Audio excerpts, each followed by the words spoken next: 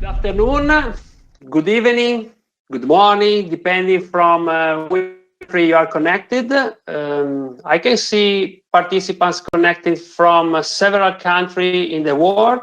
So welcome everyone on behalf of Esaote to this webinar. My name is Giacomo Pedretti, MR Global Customer Marketing Manager. I am very proud to present you an exciting webinar organized together with our QL Dr. Minafra. Today you will learn how dynamic MRI can provide significant information for a more accurate diagnosis, and you will see specific cases on sport medicine. So now it's time to start, and it is my honor to introduce you Dr. Minafra that will provide you significant information about MRI in sport medicine.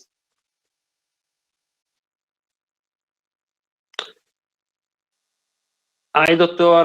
Minafra.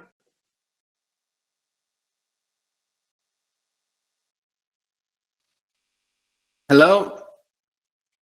Hello. Okay, Dr. Minafra, I can hear you very well.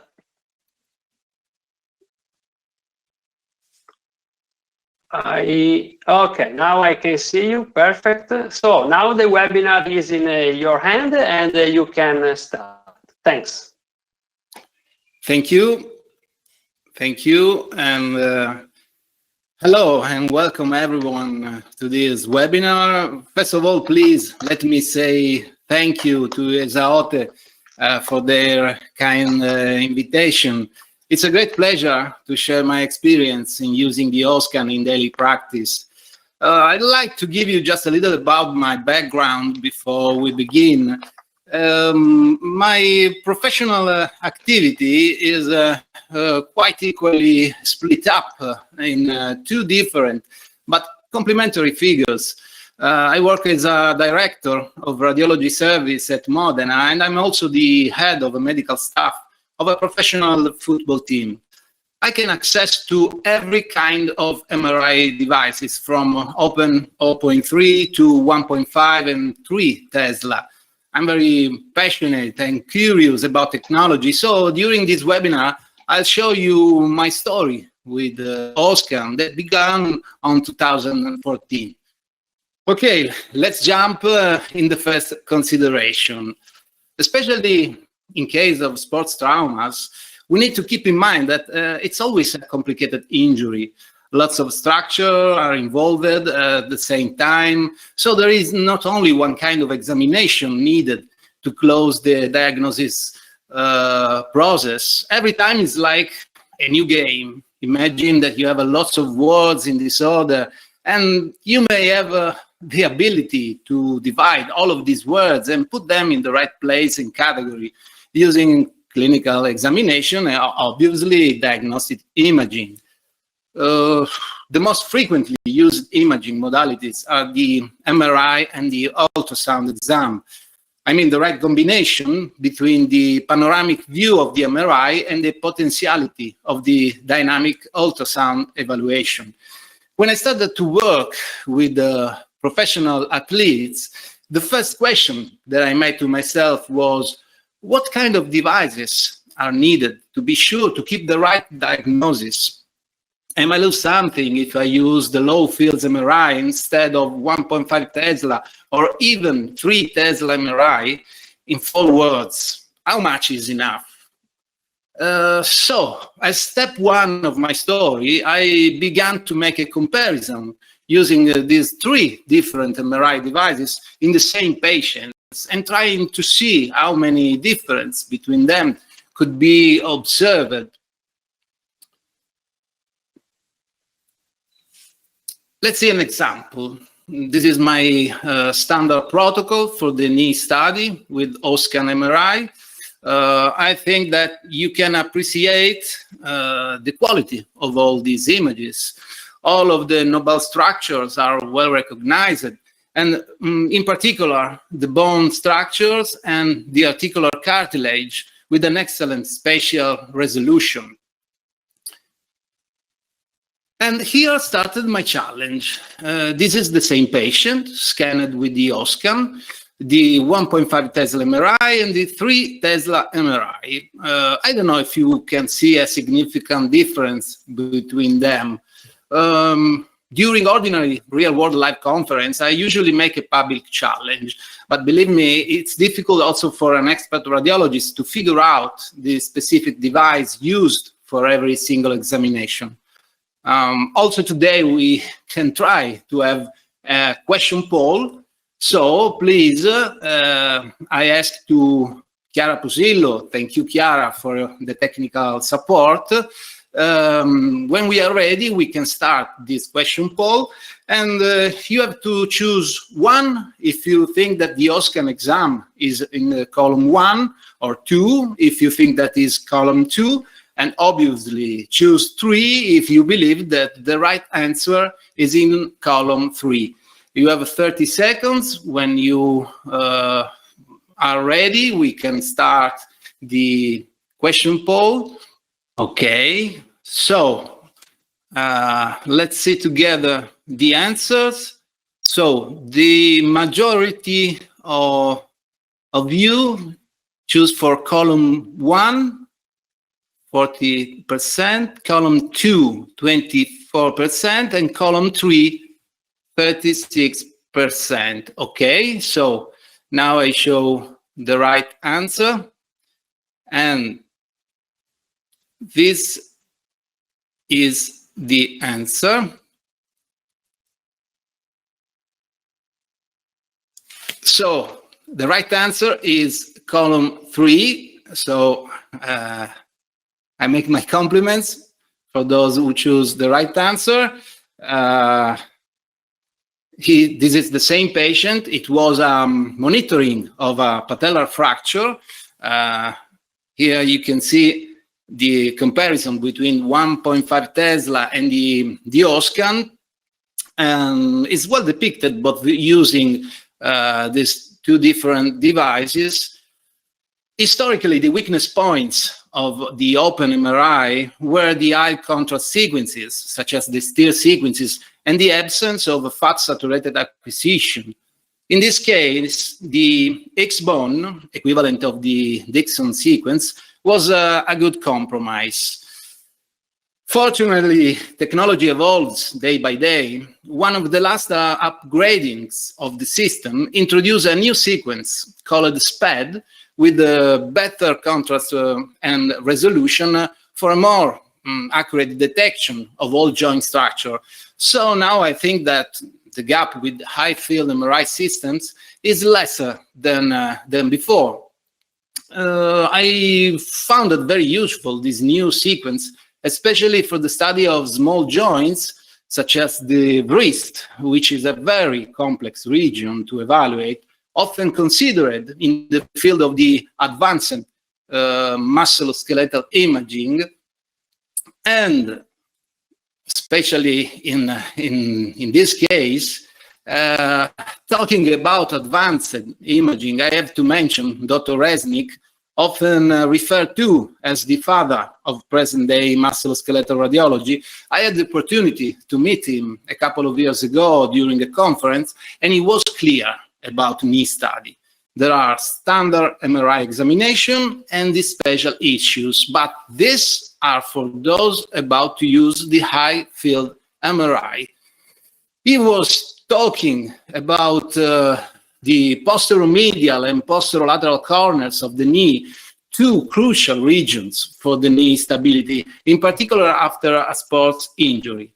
A radiology report not mentioning these structures is not a good report, he used to say. But why these injuries are so critical? Because they may contribute significantly to ACL and PCL graft failure. So it was a great challenge for me. If you see how many complex and tiny structures compose the anatomy of these regions. Moreover, for more of them, additional dedicated imaging planes are necessary, usually not included in routine MRI protocols. But I wanted to try it anyway. And that's the result. Tear of the medial limb of arcuate ligament, together with a meniscocapsular separation on the posterior medial corner. And as well as we perfectly identify this sprain injury of the popliteofibular ligament and both the popliteomeniscal ligaments on the posterior lateral corner. I agree with this man, so step 2 of my story was finding relevant data on the current scientific literature. And I found a growing literature that was essentially showing everything that I noticed by myself. This is an interesting paper in which the same patients were scanned both with 0.2 and 1.5 Tesla MRI by 2 different operators, finding the same results without significant difference between the 2 studies in terms of sensibility, specificity, and accuracy.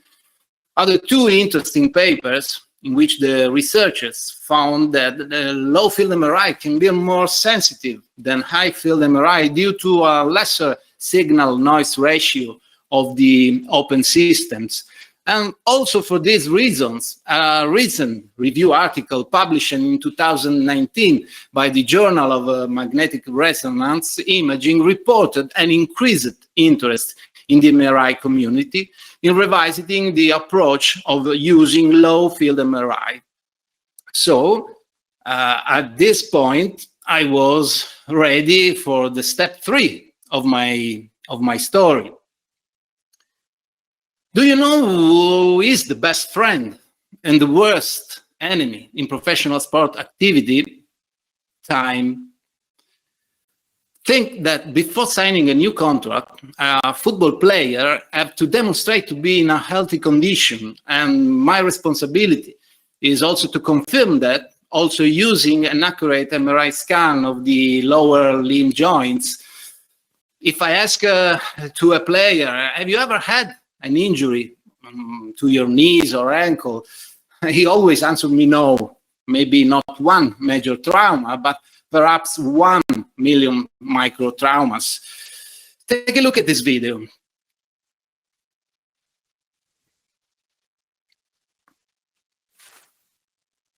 Every football player during this professional career makes this kind of ground activity, at least for 15 to 20 years, 7 days a week, except for 1 month of vacation. So it's crucial to detect as early as possible every focal degeneration or potential injury of the joint cartilage. MRI, as you know, is the golden standard for the study of joint cartilage. We used to divide the knee into several different sectors corresponding to the contact loading regions in which it's more frequent to find this kind of injury. The Otterbridge classification is one of the most used to describe the grading of cartilage injury. Obviously, our primary goal is to recognize the early stages of the pathology, such as the 1st or the 2nd degree of the damage, because from the 3rd to 4th degree, it's impossible to come back to a previous condition. These are the typical early stage injuries of the patellofemoral joint cartilage, correctly detected by the O-scan. It is critical for radiologists to recognize that due to repetitive microtrauma, MRI examination of elite athletes will commonly demonstrate an array of pathology, only some of which are clinically relevant to the return to play.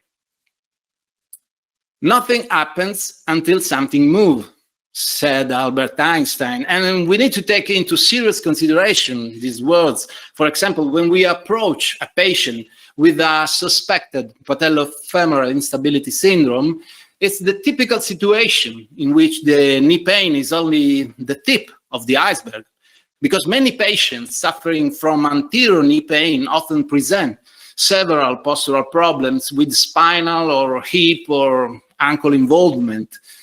So, I have an example for you. Try to see these 2 athletes. both suffering for anterior knee pain. If you look at the ankles, you can appreciate how the first one presents an hyperpronation of the left ankle. Take a look of the second one. He has a lesser mobility on his right ankle due to a previous major injury with a consequent valgus knee. In both cases, the main symptoms are the same: anterior knee pain and patellar instability. So, the evaluation of patellofemoral instability is not easy because lots of anatomical structure are involved in this pathological condition. During one of the last consensus statement workshop on patellofemoral instability, among the future goals was included the increased interest for dynamic imaging studies for more accurate detection and explanation of the biomechanics of this syndrome. Until today, it was possible only to make virtual reconstruction or video recording about the joint biomechanics. Now, we can also perform the dynamic MRI study with the through motion application. But is it only a gadget, or is it useful in clinical practice? Let's see. This is the MRI examination of a young dancer with a suspected patellar instability. In static condition, no patellar lateralization is seen.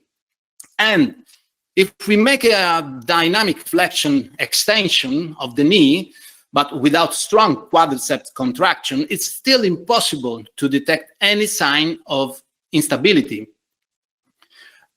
The right execution of the movement with the strong quadriceps contraction during the MRI examination recognized that the instability syndrome is present.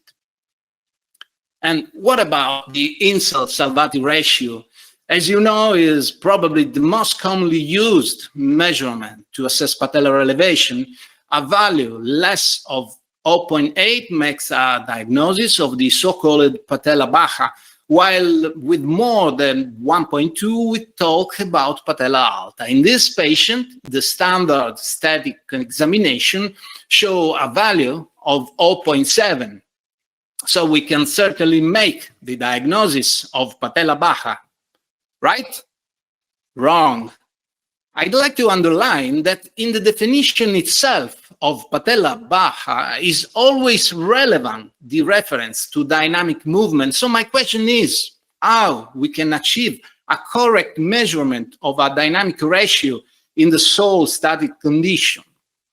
I think that it's better to see this video, and that's the answer. This is not a true patella baja, because when we make the correct movement, we can see that the patella move in the right way. And quite a similar situation, but in the study of suspected patella alta.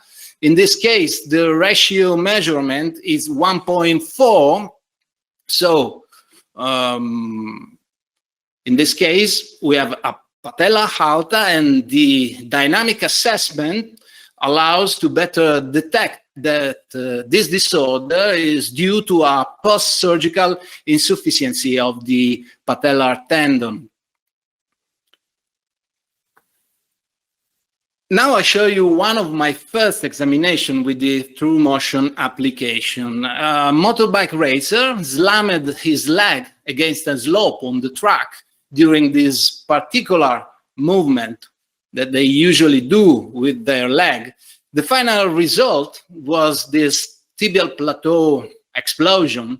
No MRI exam in this situation, but a CT scan. 6 months after surgical fixation of the fracture, the patient complains an intense pain on his knee, in particular during complete joint extension.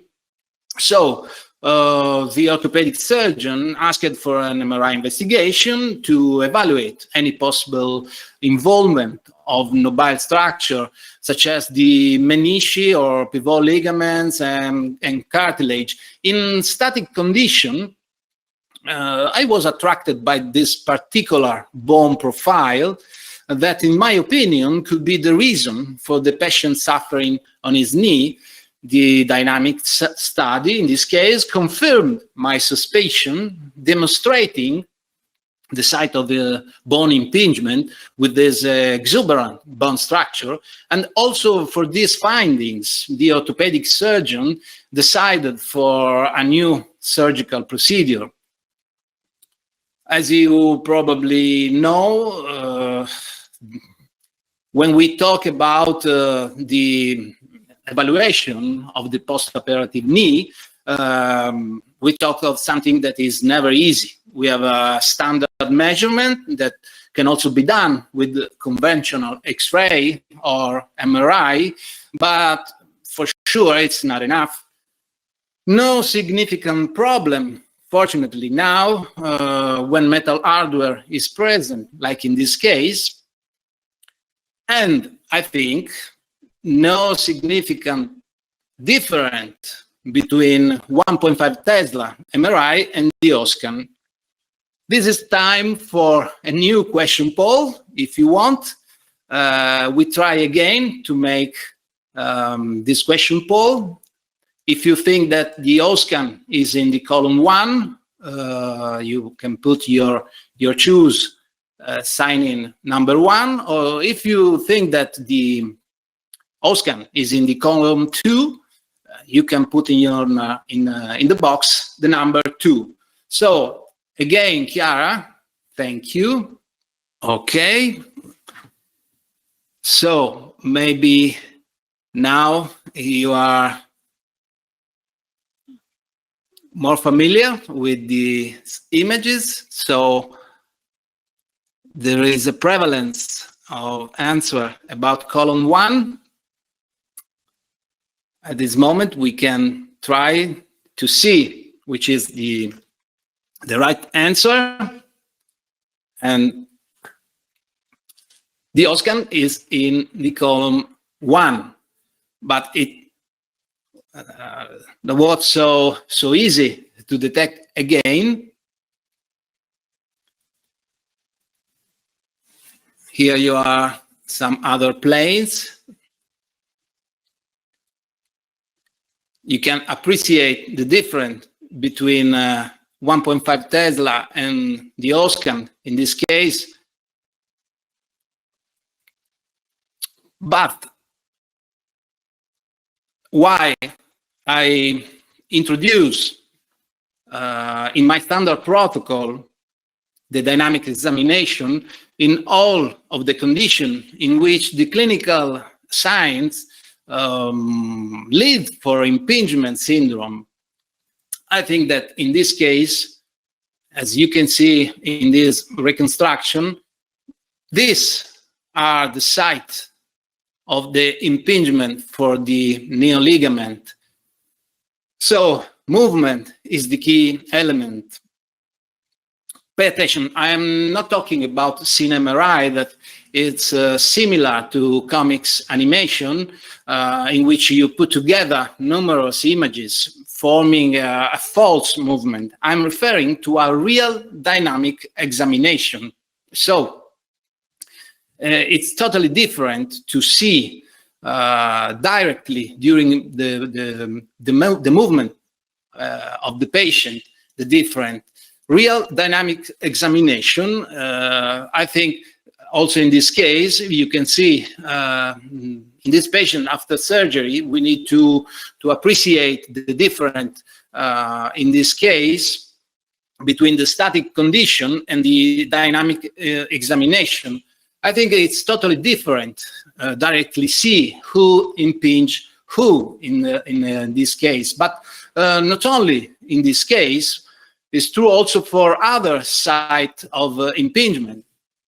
Thanks to the innovation, it's time also to revising the terminology of some particular syndrome, as in the case of Haglund syndrome, in which the retrocalcaneal bursa and the Achilles tendon chronically impinge due to a prominence of the posterior superior calcaneus. we know that insertional and non-insertional Achilles tendinopathy are not mutually exclusive, and impingement in some cases might be a subtle, unrecognized cause of Achilles tendinopathy and subsequent rupture. So in this paper, the authors suggest that Achilles impingement tendinopathy might be the more appropriate terminology for Haglund syndrome. And in this case, the dynamic exams allows to direct visualize and better define this kind of pathology also during, for example, the monitoring of patient treatment. I change the site of injury. This is a professional goalkeeper. During a friendly match, a ball hit him on the left hand from a very short distance. Less pain, but high functional impairment. I've always with me a portable ultrasound device that immediately demonstrates this cortical alteration of the fourth metacarpal bone. The diagnosis on the plain radiograph is a spheroid fracture. For medical legal aspects with elite athletes, I also perform the MRI exam, searching for any associated injury. So the patient undergone to a surgical intervention.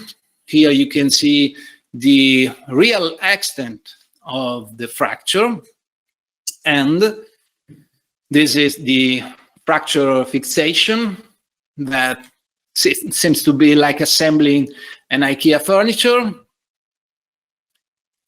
At the end, before closing the interventional procedure, the orthopedic surgeon shows that the sutured the periosteum membrane over the hardware. So in this case, there is no kind of impingement with the sliding extensor tendon. And 30 days after, the surgeon needs to identify 4 main topics. He needs to know that there is no osteolysis around the hardware, the implant stability, less bone callus in this case, because according to this particular kind of surgical procedure, the orthopedic surgeon expects less bone callus and no sign of impingement with tendons. I've mentioned it before that it's very difficult, the study of the wrist. Since 2001, the author of this interesting paper suggests the using of dynamic imaging in the right management of carpal instability. So this is the final examination before starting over the sport activity. We have for sure the ultrasound examination, the MRI standard examination, and the dynamic MRI examination. And in this case, exactly 30 days after surgery, the player is again on the pitch, catching the ball with his hand. So nothing happens until something moves, said Albert Einstein. We talked about dynamic movement during MRI study.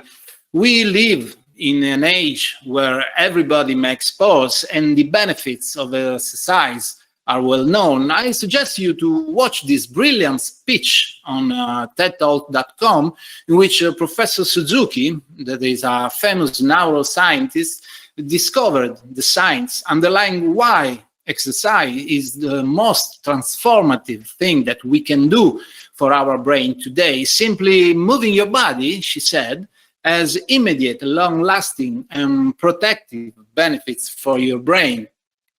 So don't be surprised if the scientific literature reports that a radiologist or a radiographer involved in sport practice works better in the field of medicine, like the musculoskeletal imaging. At the end of this webinar, I also want to mention an important aspect that can remarkably influence the quality of an MRI exam, especially for low-field system. I'm talking about the role of the radiographer. He is my radiographer, and he is also a great sport runner. His figure is crucial for my work.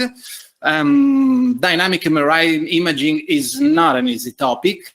A well-skilled radiographer can improve the diagnostic impact of the examination, but it's not easy to find a dedicated radiographer. So I found beneficial another new application called Agile Exam that can help young or less skilled radiographer to maintain a standard quality of the examination in terms of correct slide settings to all scans of the chosen protocol.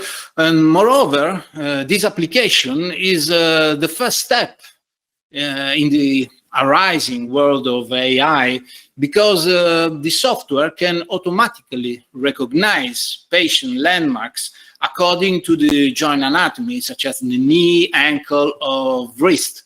For sure, it's still a work in progress, and I hope that the system continues its upgrading process. My final message at this point is that the OSCAN is in the field of dedicated MRI, and for better performing needs dedicated, passionate radiologist and radiographer. So, thanks for watching. I hope that you enjoyed this webinar. We can stay in touch through my LinkedIn profile and also my blog. It's a small musculoskeletal blog at coachingultrasound.com. Thank you again for watching. Okay, thank you, Dr. Minafra, for this informative webinar. So now we do have a little bit of time, 10 minutes for some questions. So, Dr. Minafra, you can see, I think, the question from the audience, so you can read the question and comments. Okay, Thanks. try to see. There are lots of questions. Thank you. Thank you for the question. Okay, so the first question is if I have experience in evaluation of meniscal tear. I've chosen some of the I think most interesting cases about the dynamic examination, but the answer is finally definitively yes. I agree with you. I think that it's very important about the definition if the meniscal tear is stable or unstable, and this is a crucial indication that can change totally the approach to this kind of injury, because we know from our experience and from literature that not all of the meniscal tear needs to be treated with a surgical operation, but some of them could be treated also with a conservative treatment. So I am searching to see the other question. Very lots of questions. So I choose the second one. How do you decide to do dynamic scan after performing the static test? Which patient needs them? Thank you. Thank you for this answer. You know that it's very important when we perform whatever kind of diagnostic imaging examination, the question, what we are searching for, because we know that also a static examination can give us lots of important information. I think that this is the case in which we as doctor, as radiologist or physician can use this kind of possibility, I'm talking about the dynamic examination, to solve any kind of diagnostic doubt.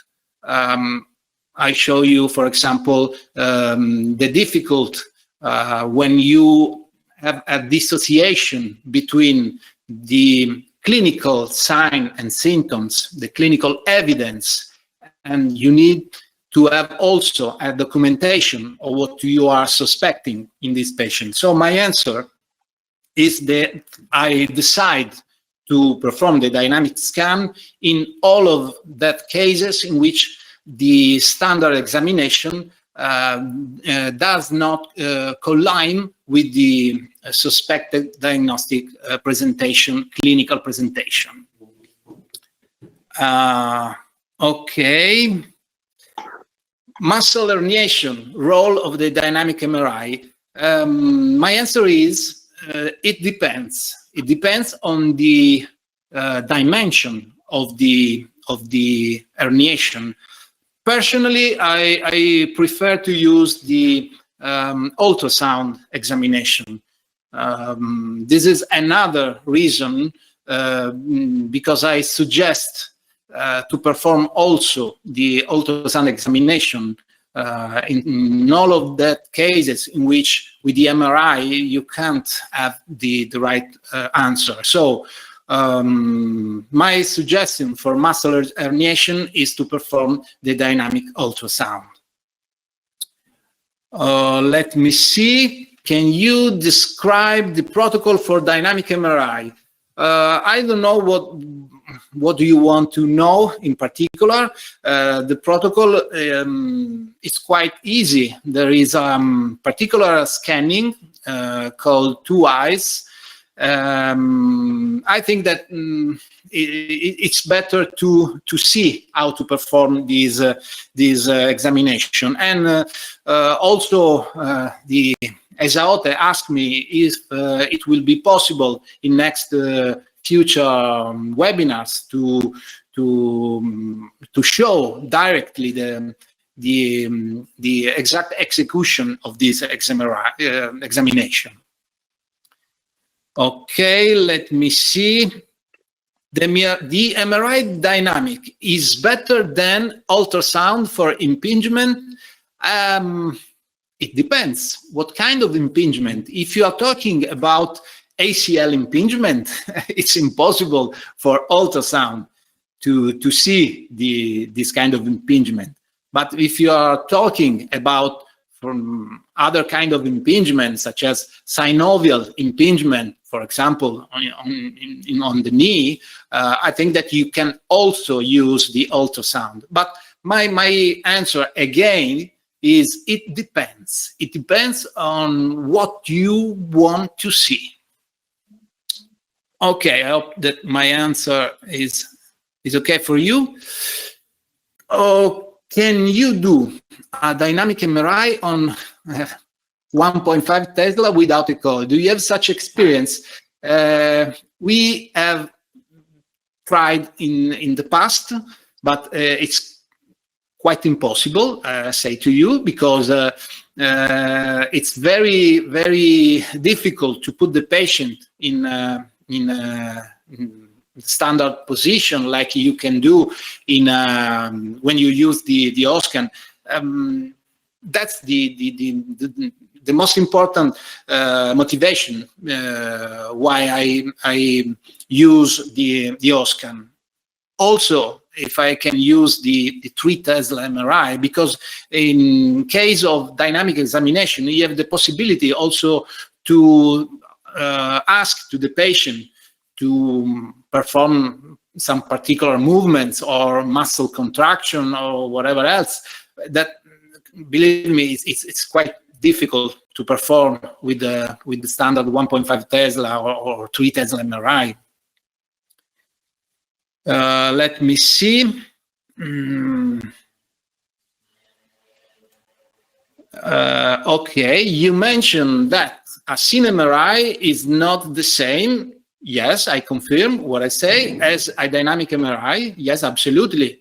Two different, totally different. How fast should the motion by the subject be? Okay.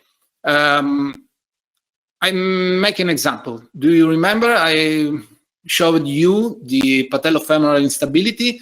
So I asked the patient to perform relaxed flexion extension. There is also a little noise that you can hear during the examination that can help you or the radiographer to follow the correct movement together with the execution of during the acquisition. So I think again that probably next webinar in the future will be a more practical webinar. I don't know, maybe I will ask to Esaote if it will be possible to perform a webinar in this kind of according to this question. Yeah. Paolo, sorry if I interrupt you. I just update you. We have just 1 minute more, so just okay. One or two questions, and after we have to close. Thanks. Okay, I take the last question. When do you now use MRI for more than 0.3 Tesla? For which kind of trauma? Probably you mean if in what cases I decide to use 1.5 Tesla or 3 Tesla.